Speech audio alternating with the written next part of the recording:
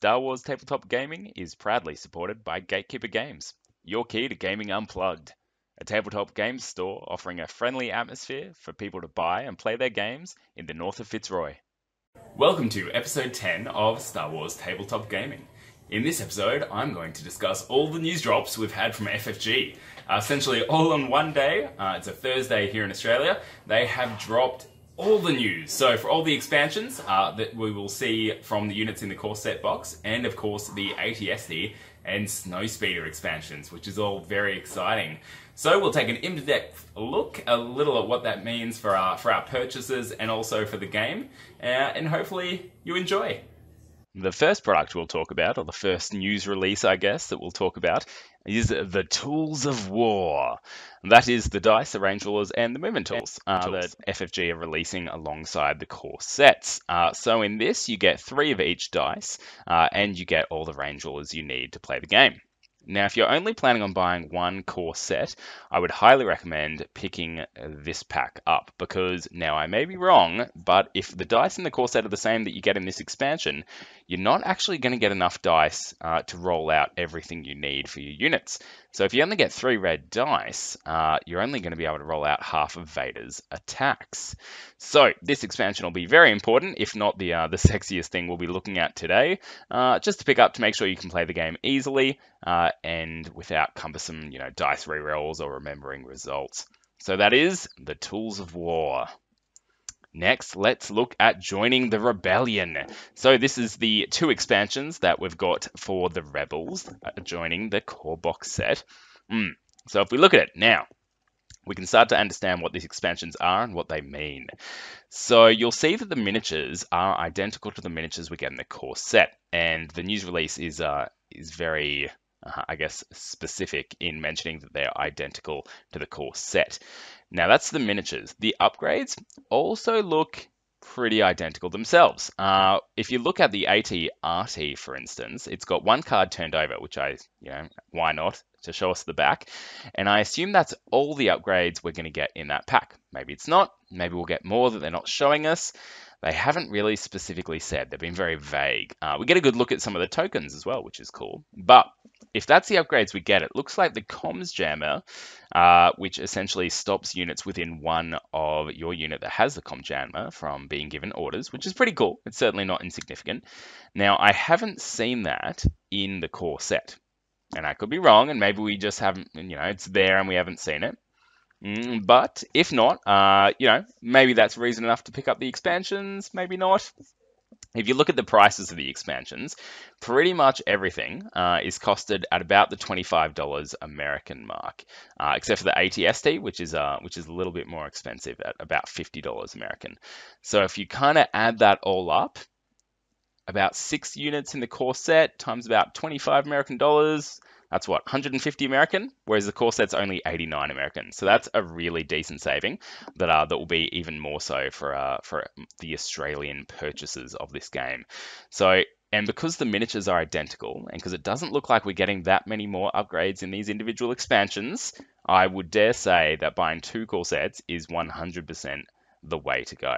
But, that doesn't mean these expansions aren't important, because maybe after your 2 core sets, you want to buy a little more. Or maybe you only just want to play the Rebels. So you don't have to buy the core sets now, you just buy the Rebel units. Still though, I'd buy the 2 core sets. So yes, first up we have the AT-RT unit expansion, just like what we get in the core set. There he is. Look, the miniatures look a little different. I don't know if that's alternate sculpts that are available in the core sets, but I could be wrong. Let's have a look at the AT-RT in the core set and see if the arms that are holding, because it looks like both arms are holding the what are we calling them, handlebars there of the AT-RT, whereas all the pictures we've seen of the AT-RT from the core box set have him with the rifle in the right hand of the pilot. So maybe we do get some alternate sculpts in these expansions. Certainly, when we have a look at the speeder bikes a little later, you'll see the same thing. So alternate sculpts, maybe it's or maybe the core set has alternate sculpts as well, and we just don't know about it yet. So it's something to think about. So that's the AT-RT. Look, same kind of stuff. It's doing the same thing as the core box set. You can now just buy it individually.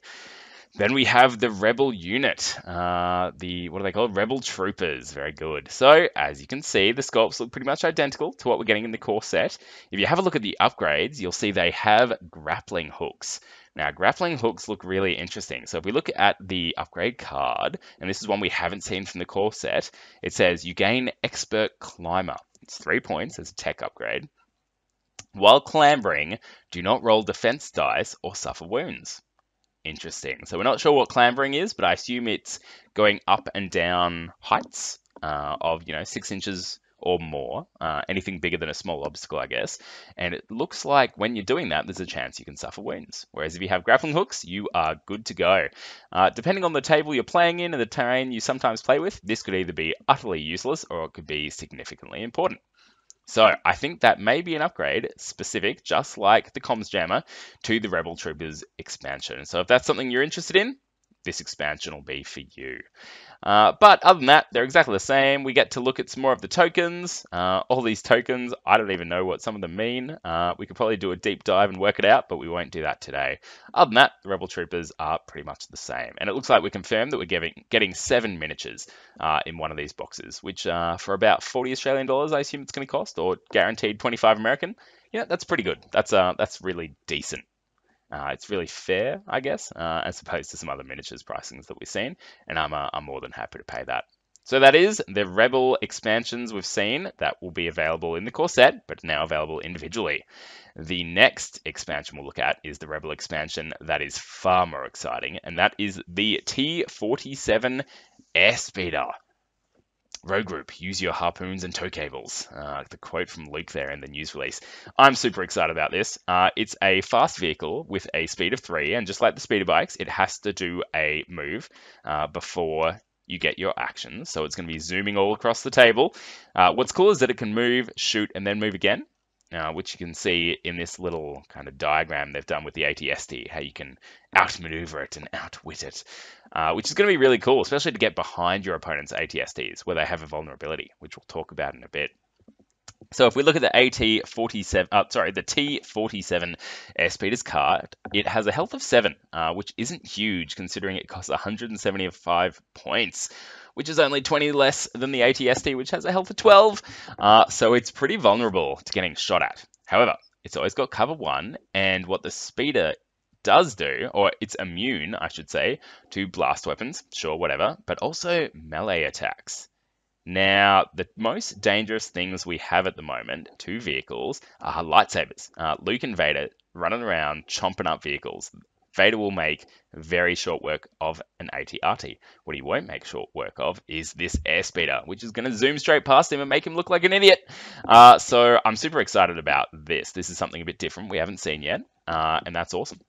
Some other keywords that we have on the unit card is Arsenal 2, and you'll see that on the AT-ST as well. And what that means is that this unit can fire 2 weapons when it fires. We can't see the upgrades yet for its weapons, but I know you'll be able to give it, what is it? Let's see, what does it talk about? You can give it a tow cable, I assume. That'd be cool. The miniature comes with 2 distinct weapons, the AX-108 ground buzzer or the MODK Power Harpoon. Yes, Power Harpoon. I don't know what that does. No one does yet, but if I can harpoon soldiers and drag them along behind my airspeeder to mock the enemy and demoralize them, I'll be a happy man. If we look at the its main weapon, hello, 3 red dice and 3 black dice, that is huge. That is just really impressive. It's better than the AT-ST's main cannon, which is awesome. It is a fixed front with an impact of 3.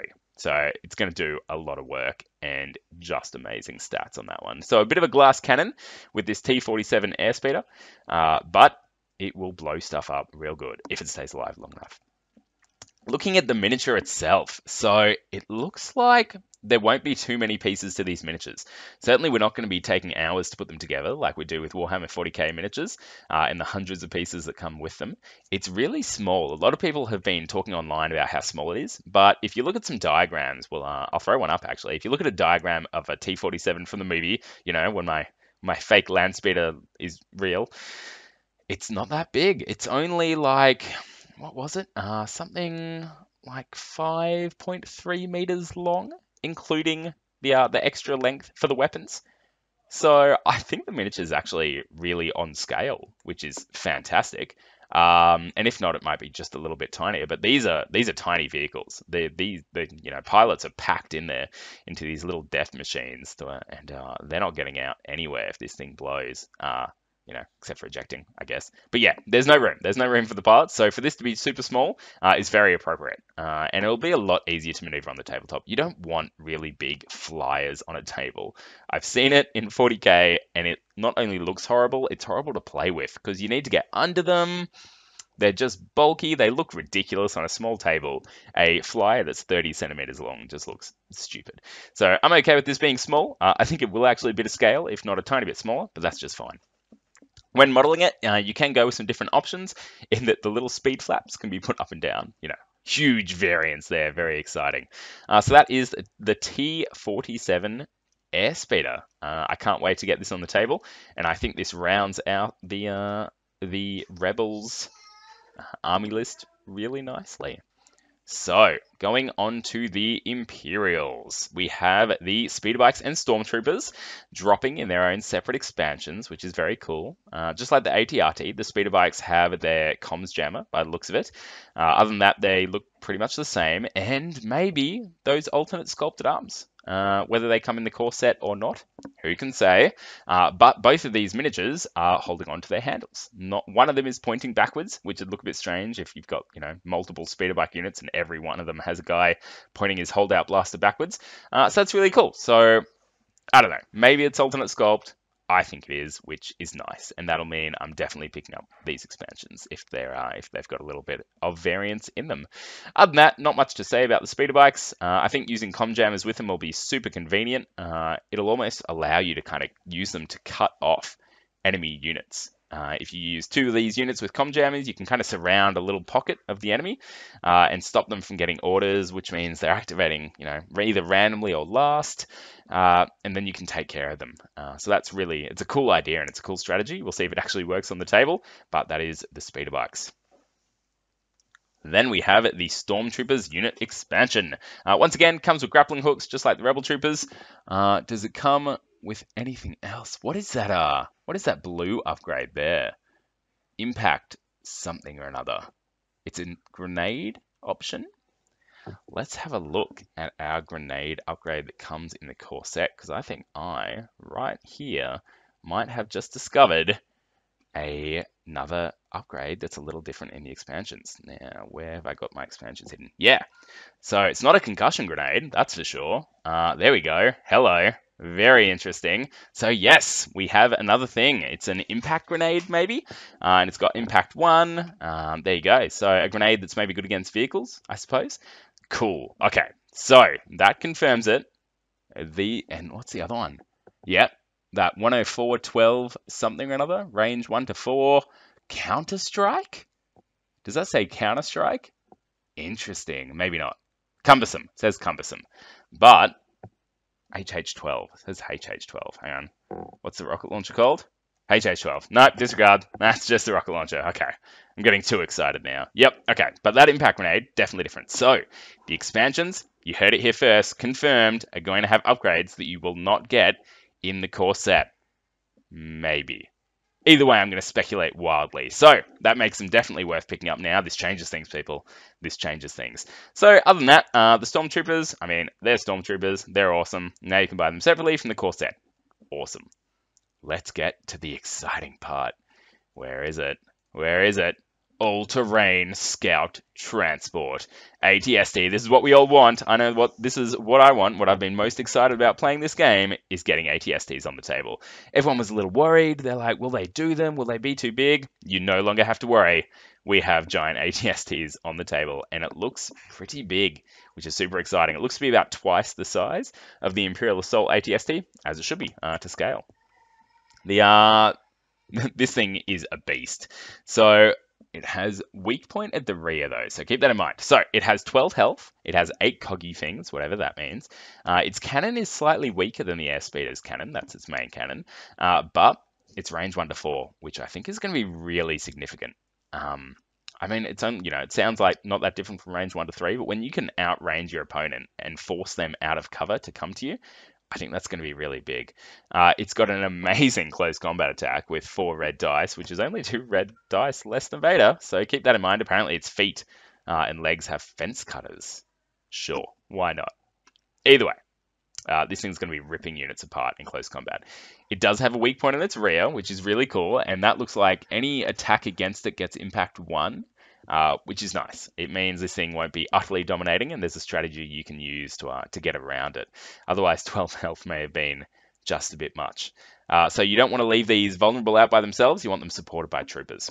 It is 195 points base, and that's not without any extra weapons, of which it has a few. And you're going to want to give it at least one, because it has Arsenal 2, which means, just like the Airspeeder, it can fire 2 weapons with its attack action. Now, the weapons that it's going to come with are the DW3 Concussion Grenade Launcher, the 88 Twin Light Blaster Cannon, and the AT-ST Mortar Launcher. We don't know what any of those do, but I have no doubt they're all going to be rad. So you'll be able to magnetize, I guess, and put them in on or off as you choose, or just stick them all on and just use the upgrade cards and let your opponent know what's going on. Either way, great miniature. Can't wait to get it on the table. I'm probably going to have to get 2. And not outrageously priced. At 50 American dollars, that's probably going to be, I don't know, 75 to 80 Australian dollars. I'm okay with it. This thing's going to be huge. You only can ever run 2 of them max, as it's a heavy unit, just like the Airspeeder, in your army. So you only need to buy 2, and then you can just play much bigger games or dominate within a smaller game, maybe. But keep in mind, because it's a vehicle, I've already seen lists online. One guy is like, I'm going to run 2 AT-STs and it's going to be mad. And I'm going to have 2 Stormtrooper units, which is illegal to start with because you need 3 core units. So keep that in mind. And they're going to support the AT-ST and it's going to be sick. Now, keep in mind, with most objectives, only trooper units can capture them. So while the AT-ST is going to be rad and it's going to kill lots of stuff and it's going to survive forever, tactically with objectives, maybe not that useful. You can try and shoot units good with it, but I don't think that's going to be a viable strategy. So while having 1 of these will be awesome, I think 2 may be pushing it, especially because it's probably going to come to about 250 points once it's got upgrades on it. And when you've only got 800 points to spend on your army, that is a huge chunk. Having this and Vader in your army is half your army. But, Stormtroopers are super cheap, so I guess that's okay. So yeah, as I predicted, we did see those big vehicles that have come to fill out our army lists, fill out the 2 core set purchase to take you to the 800 points where you need to be. I'm so excited, not only that we have news, but that the news includes these 2 heavies. I think that's going to make the game really interesting from the outset. I've seen FSG games previously where the core set kind of lingers by itself for a few months. And it just makes it really stale to play games. Essentially, you're then just doing demo games for months, really, instead of playing a real game with real options. And the AT-ST and Airspeeder certainly open that up and make this this whole release really interesting. We can confirm now that if these do drop, which we think they will with the core set, the first quarter of 2018 is confirmed as the time that we'll be seeing these units. So hopefully February. February has been thrown around lots. That'd be just lovely. I don't know if I can wait until March. That'd be too devastating. But you can pre-order them now, which is really cool. Online at FFG, and no doubt soon at Gatekeeper Games. They'll probably put up some pre-order options and pre-order deals. So that is all the news we got in one day. They just threw it all at us from FFG. It's all very exciting. I spent the entire morning reading through them and looking at the different options and what it meant for us. And I hope I've been able to tell you something you may not have known. So thank you very much for watching, and may the Force be with you.